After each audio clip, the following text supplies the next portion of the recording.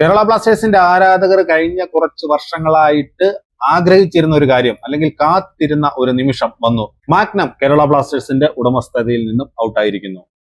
സില്ലീസ് ആണ് ഇത് റിപ്പോർട്ട് ചെയ്തിരിക്കുന്നത്. അവരുടെ ആ റിപ്പോർട്ട് എന്താണെന്ന് നമുക്കൊന്ന് നോക്കാം.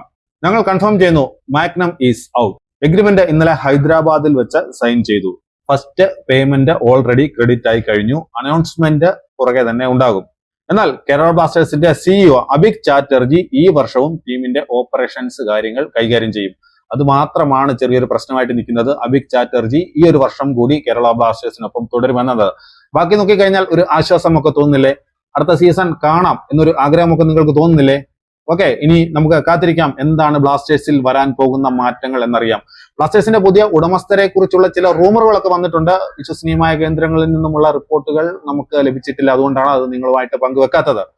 എന്തായാലും ഇപ്പോൾ ഒരു ആശ്വാസമൊക്കെ തോന്നുന്നുണ്ട്. ബ്ലാസ്റ്റേഴ്സിന് പുതിയ ഒരു ഉടമസ്ഥർ വന്നിരിക്കുന്നു. Magnum is out.